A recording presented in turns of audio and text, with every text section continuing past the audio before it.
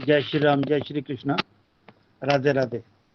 मैं पंडित मणिकर्ण वत्स, कांगड़ा, हिमाचल प्रदेश से इस ऑनलाइन मंच पर सप्तऋषि सम्मेलन एवं सर्वज्ञ एस्ट्रोलॉजी द्वारा मंच पर विराजित सभी पंचांगकर्ता एवं मंच के संचालक पंडित ओंकार मिश्रा जी, मेरे ज्येष्ठ भ्राता श्री विश्वा जी, जो सर्वज्ञ एस्ट्रोलॉजी के संरक्षक एवं अध्यक्ष, ज्योतिष पंचांग सनातन धर्मपथ परिषद एवं सभी गणमान्य विभूतियां तथा समस्त विद्युत वर्ग को मैं सादर आभार अभिनंदन करता हूं। तो आज का विषय केतु का है। केतोर्मीना अवतार जे चाने ते अपि खेटवा परमात्मा अंशम अधिकम जे शूते च वही खचरा विधा। केतु जो है वो मत्स्य अवतार है। अन्य अवतार भी ग्रहों से ही हुए हैं, जिसमें परमात्मा का अंश अधिक हो वे खेचर यानी देव कहे जाते हैं। तो मैं केतु के बारे 9वें भाव में थोड़ा करना चाहता हूं। शिखी धर्म भावे यदा क्लेशनाश सुतार्थी भवेन म्लेच्छ भाग्या वृद्धि। 9वें भाव में अगर केतु हो तो वह कष्टों को जैसे तैसे भी हो उनका नाश हो ही जाता है।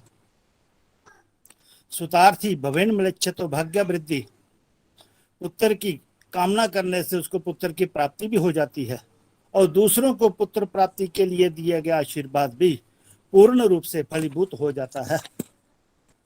लेकिन इसके लिए तप करने की आवश्यकता होती है। सहोदरों से सहोत व्यथम बहु रोगम विदत्ते तपोदान तो हास्य वृद्धिम तदा नीम। केतु जो है वो सहोदरों से पीड़ा देता है।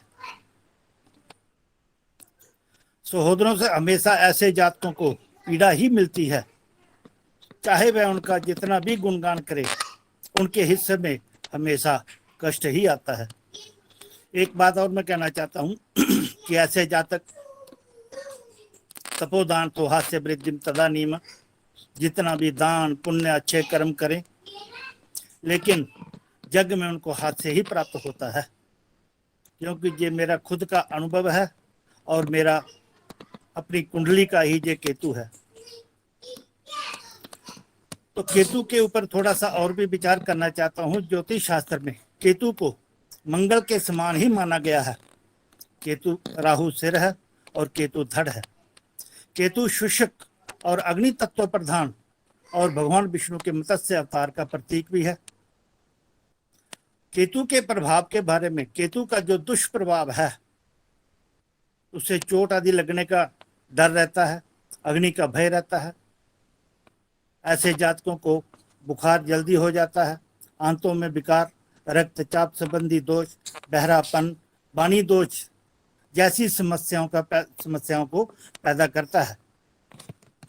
पाराशर होरा शास्त्र का मत है कि ये केतु जो है वो जीव का कारक है, इसके कारण ही ये पुत्र कष्ट भी देता है। सामान्य जे मंगल के समान ही फल देता है और मंगल के समान व्यवहार भी करता है। केतु तांत्रिक शक्ति, आध्यात्मिकता का प्रतीक भी है। इसके प्रभाव के कारण जातक का रुझान उस तरफ अपने आप ही हो जाता है। केतु और मंगल में जो अंतर है, मंगल रुधिर है और केतु सांस है। रुधिर का विष निकालना मुश्किल है, लेकिन सांस से निकालने के लिए वमन ही प्राप्त है। अतः केतु मंगल से अधिक अच्छा हुआ। जो कार्य मंगल क्रोध में कर सकता है, वही कार्य केतु शांत रहकर भी कर सकता है। मंगल अकेला है, केतु जुड़वा है राहु से।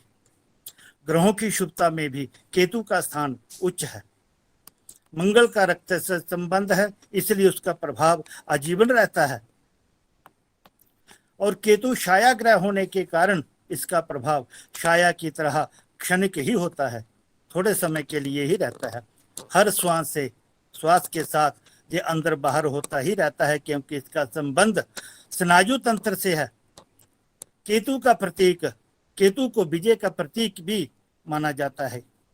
इस कारण इसकी शुभ स्थिति जातक को आध्यात्मिक उन्नति की ओर ले जाती है और समाज में मान प्रतिष्ठा आदि भी बहुत देती है। मेरे अनुभव से केतु कभी पक्षपात नहीं करता।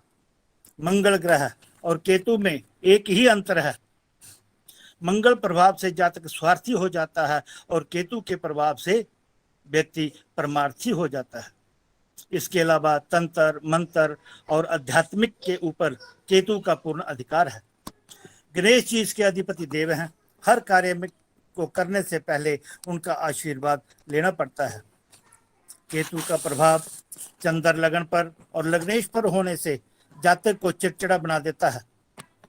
अक्सर अपने फैसले अपने मन से करता है। न्याय करने की भावना प्रबल होती है। अपने अंदर दोष उत्पन्न होने पर जातक स्वयं को भी माफ नहीं करता। अगर केतु नियंत्रण से बाहर हो तो सर्वनाश भी कर सकता है। वही नियंत्रित केतु आध्यात्मिक तंत्र की विशेष ऊंचाई पर भी ले जाता है।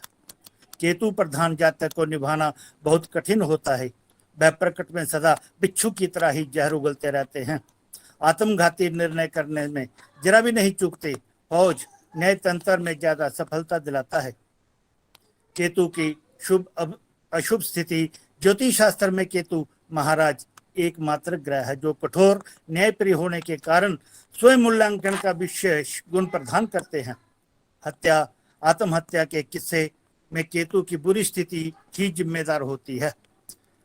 ध्यान रखने की बात है कि केतु प्रधान के जातक लालची ना होने के बाद भी स्वयं या दूसरों को नुकसान पहुंचाने में तत्पर रहते हैं। एकाएक क्रोधित हो जाना, क्रोध के बाद अपना खो देना, बाद पश्चाताप करना अनिष्ट केतु के प्रभाव है।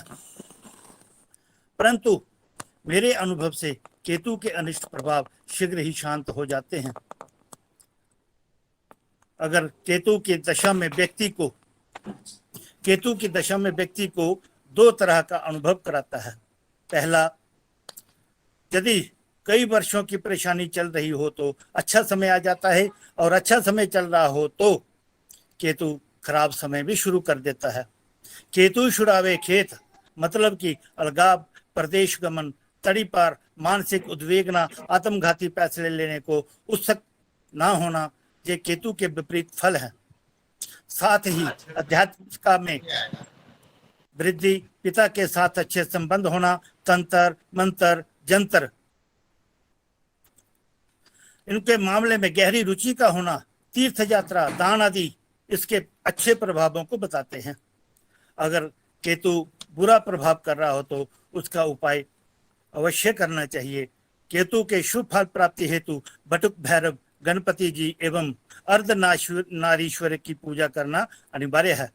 इसके दशा अंतरदशा में सांपों के दर्शन बहुयात होते हैं तो सांप को ना मारे। साथ ही मंगलवार के दिन शुरुआत करते हुए 17,000 केतु के मंत्रों का जप पूर्ण कर बकरा, 2 रंगा कपड़ा आदि दान करें। जप के लिए काली हकीक की माला अथवा रुद्राक्ष की माला, लाल आसन का प्रयोग करें। जप अनुष्ठान 4 बार लगातार पूर्ण करें। कलिजुगे चतुर्गुणा का भाव पूर्ण करें। ये केतु का उपाय है। इसलिए समय को देखते हुए मैं अपने वाणी को आराम देता हूँ। जय श्री राम।